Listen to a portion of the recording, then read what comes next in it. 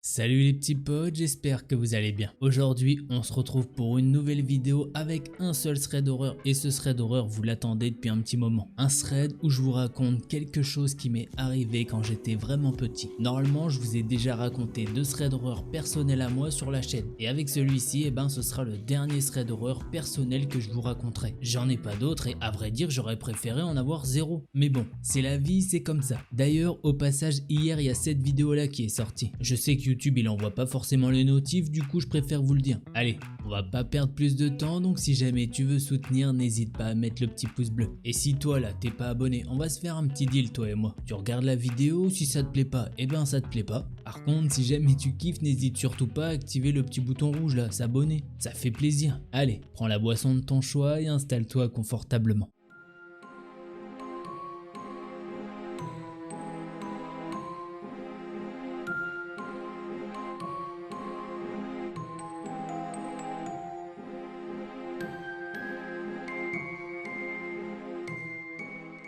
L'histoire que je vais vous raconter aujourd'hui, c'est celle de Minnie Delcor, c'est-à-dire moi étant âgé d'environ 6-7 ans. Revenons dans le passé et allons trouver ce Minnie Delcor. À cet âge-là, je suis un gamin classique de 6-7 ans, plein d'énergie et j'habite dans un quartier dans la région parisienne avec uniquement ma mère comme parent. Alors oui et non, puisqu'à cette époque-là, je vois très souvent ma grand-mère, qui est la mère de ma mère. À cette époque-là, j'adore aller chez ma grand-mère et je vais vous expliquer pourquoi après. Le petit problème, c'est que ma grand-mère n'habite pas dans le même département que moi, mais elle habite également en région parisienne et c'est le département qui est collé juste au mien. Bref, le contexte étant un petit peu posé, on se retrouve pendant les grandes vacances. Je passe une partie de mes vacances scolaires au centre aéré et c'est super bien. Des activités de fou, des potes de fou. Les moniteurs sont géniaux et il y a même une activité qui peut-être m'a donné envie de faire des vidéos. En fait, on était prêt en vidéo pour faire une sorte d'émission et ça passait sur un écran géant. Et le grand plus, c'est qu'à la fin de chaque mois,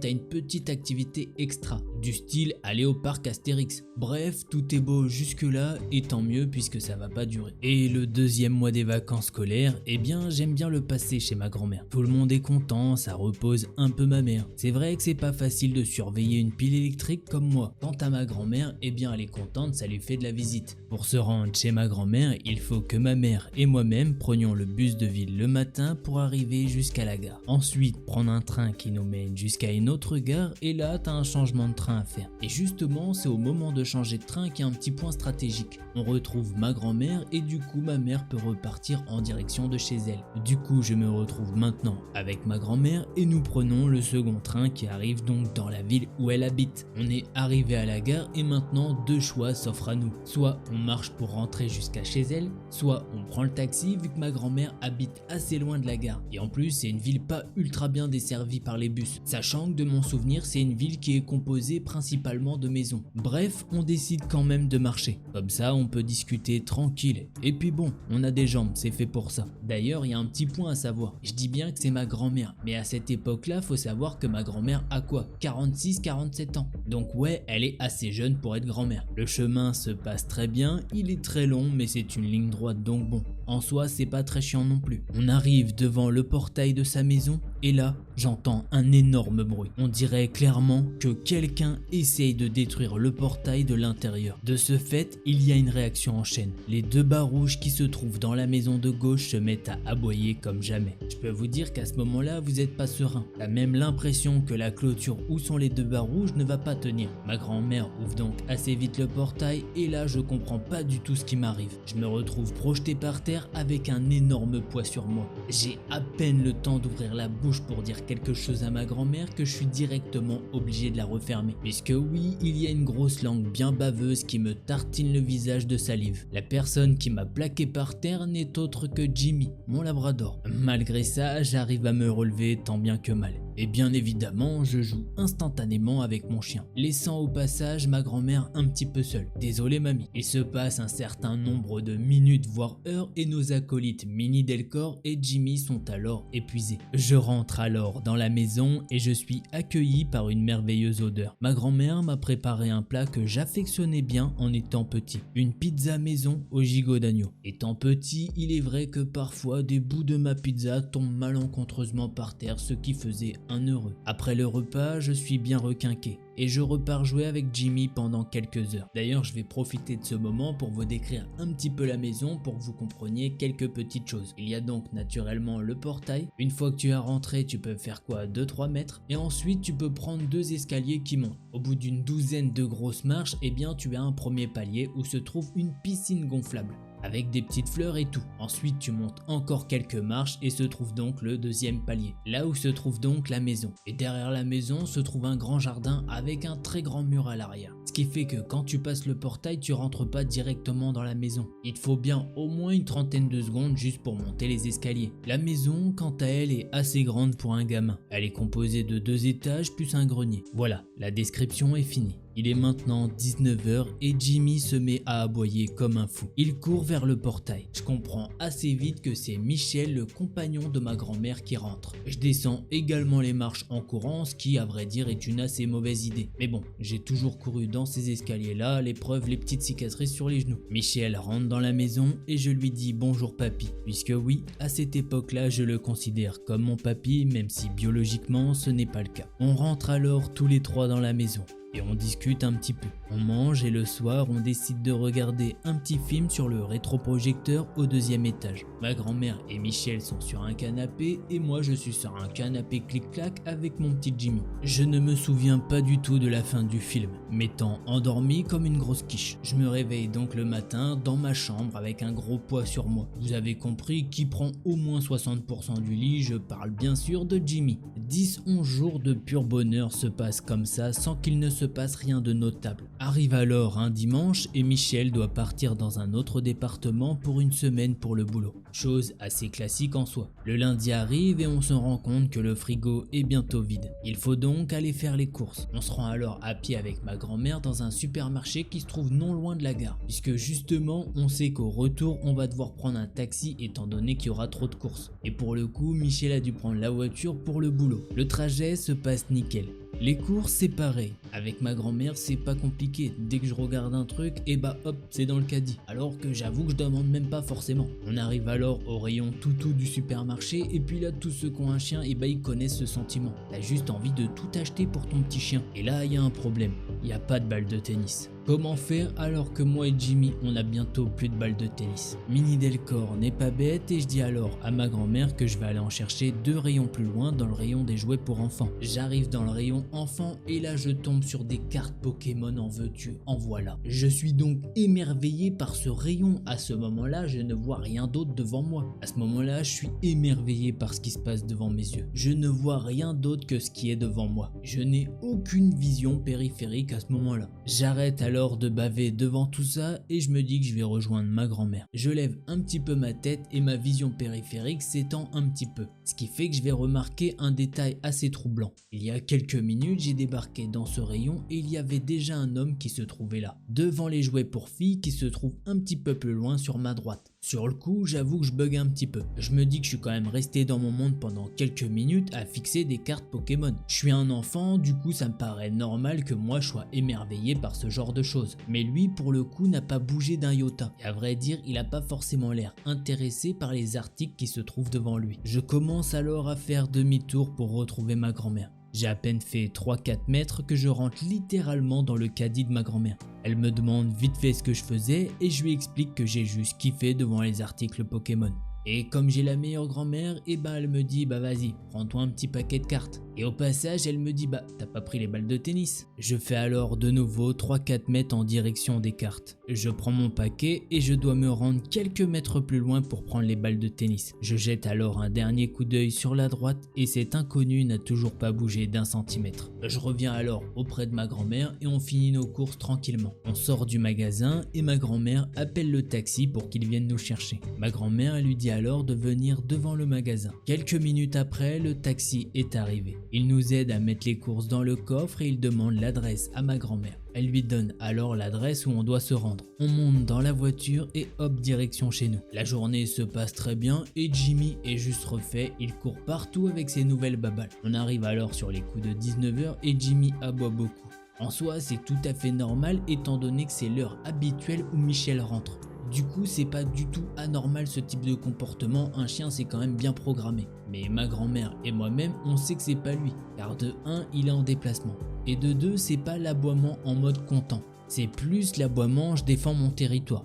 De mon côté, je regarde un petit peu dehors en montant dans un arbre, comme ça j'arrive à voir au-dessus du portail et puis non, je ne vois rien du tout. Il n'y a personne à l'horizon. Je décide alors de rentrer pour aller prendre une douche et aller manger. Le soir venu, je me pose sur le canapé et je décide de regarder mon film préféré à ce moment-là, Ninja Kids. Arrivé 22h, 22h30, je vais dormir dans ma chambre. Je dis bonne nuit à ma grand-mère et hop, s'ensuit un sommeil assez agité car Jimmy est très agité. Il n'arrête pas de tourner en rond dans la pièce. Il monte dans le lit, il descend du lit. Vers les coups de 2h30, j'allume la lumière et je vois Jimmy devant moi, en train de regarder la porte de la chambre avec les poils dressés, comme je ne l'ai jamais vu. Il fait alors des petits rrrr. Je vous avoue qu'à 6-7 ans, je comprends pas pourquoi il fait ça. Jusqu'au moment où j'entends un petit bruit qui se veut très discret qui vient d'en bas. En une fraction de seconde, Jimmy va juste se ruer sur la porte et la défoncer littéralement. Il se met à courir et je l'entends descendre les escaliers. Là, j'entends plus aucun bruit pendant 1 à 2 secondes. Jusqu'au moment où survient un cri que je n'oublierai jamais. Un cri de douleur mêlé à un cri de rage. Quelques secondes après, ma grand-mère vient me chercher armée d'une bombe au poivre à la main. On descend alors les escaliers car on sait que Jimmy est descendu mais on ne sait pas s'il va bien. Sérieusement, qu'est-ce qu'il vient de se passer? Arrivé sur les dernières marches de l'escalier, on peut directement voir du sang un petit peu partout. Du sang qui goutte et qui mène à l'extérieur de la maison. Je vous avoue que voir ce sang par terre était vraiment une expérience ignoble. Sur le coup, tu penses qu'à une seule chose, que c'est le sang de Jimmy. Puisque je vous ai pas dit quelque chose, mais par terre, au milieu de ce sang, se trouve un énorme couteau de 20-25 cm. Avec ma grand-mère, on s'est alors époumoné à crier le nom de Jimmy. Mais malheureusement, il ne revient pas. Alors que pourtant, c'est un chien qui a le rappel très facile. On décide alors de sortir de la maison et de suivre les traces de sang par terre. Et ces traces de sang nous conduisent devant le grillage là où se trouve Jimmy. À première vue, Jimmy est debout sur ses 4 pattes. Mais sa robe de type couleur sablé ne l'est plus du tout étant donné qu'il est couvert de sang. On s'approche alors de lui pour l'examiner un petit peu et voir si malheureusement il aurait pas reçu un coup de couteau. Après un petit examen, il est bel et bien recouvert de sang mais ne présente pas de blessure apparente. On est donc soulagé mais confus. Que vient-il vraiment de se passer? Jimmy étant un chien, il ne peut pas nous donner de réponse claire. On rentre alors tous les 3 à l'intérieur et ma grand-mère appelle la police. La police arrive assez vite et fait les premières constatations. Première conclusion de la police, c'est un cambriolage qui a mal tourné. Ce à quoi ma grand-mère, qui a le sang un petit peu chaud comme moi, leur dit que c'est quand même bizarre de cambrioler avec un couteau à la main. C'est pas ultra pratique quand tu veux cambrioler. Et normalement, tu cambrioles pas une maison qui est occupée, surtout avec un chien de ce gabarit. Les policiers lui disent alors qu'effectivement, ils vont essayer d'élargir le champ des possibles. Et là, j'en ai vu des incapables dans ma vie. Mais c'est quand même ma grand-mère qui va leur souffler l'idée qu'il serait judicieux de vérifier les urgences du département. Car bon, vu la quantité de sang perdu, l'individu qui a été mordu doit être dans un sale état. 2 jours après, la police a appelé ma grand-mère pour leur dire qu'effectivement, ils ont appréhendé un homme qui s'est rendu aux urgences dans une autre ville du département. L'homme s'est fait assez fortement mordre par un chien. Un interrogatoire a été mené et l'homme a coopéré car il sait que le système français fonctionne, faute avouée, faute à moitié pardonnée. L'homme est déjà connu de leur service de police car il a déjà été arrêté et condamné pour viol et abus physiques sur des enfants. Je peux pas dire le mot sur YouTube mais vous comprenez bien que c'est un P. Cet homme a déjà fait de la prison, mais bon, les peines de prison sont dérisoires. Et puis bon, si tu te comportes bien en prison, tu sors bien plus vite. Et bah oui, pendant qu'il était en prison, il s'est bien conduit, il a pas pu faire ça à des enfants. Cherchez pas, on va pas s'étaler là-dessus, ça m'énerve. Cet homme a donc de nouveau été incarcéré. Et j'imagine qu'à l'heure actuelle, il a dû sortir et qu'il s'est de nouveau fait arrêter. Puisque oui, le taux de récidive chez ces personnes est assez élevé. Et oui, petit détail que vous avez sûrement compris. L'homme qui a essayé de pénétrer dans la maison pour faire ce qu'il voulait faire était l'homme du supermarché. Comment il savait où on habitait? Eh bien tout simplement, il a entendu ma grand-mère dire son adresse au chauffeur de taxi. D'ailleurs, l'homme a clairement avoué sans vergogne que si Jimmy n'avait pas fait un acte héroïque, eh bien j'aurais pas passé un bon quart d'heure. En gros, on n'aurait pas joué aux cartes Pokémon. Depuis ce jour, Jimmy a eu une fiancée du nom de Gypsy et ils ont eu des enfants. Alors non, je vous arrête directement, Cookie c'est malheureusement pas un descendant de Jimmy. Même si j'aime à croire qu'il y a une petite part de Jimmy dans ce petit Cookie. Cookie, puisque oui, malheureusement, Jimmy n'est plus de ce monde,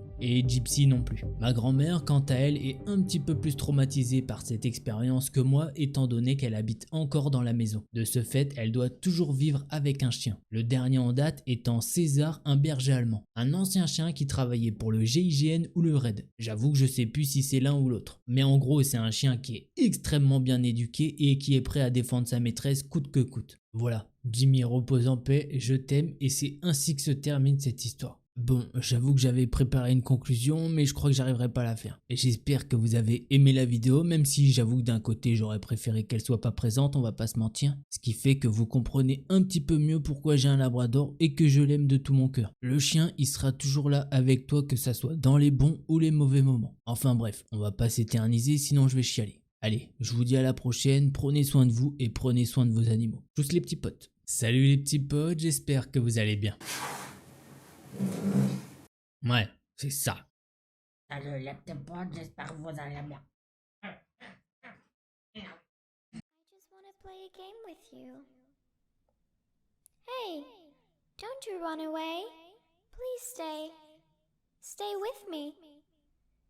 If you don't come play with me, then we will kill you.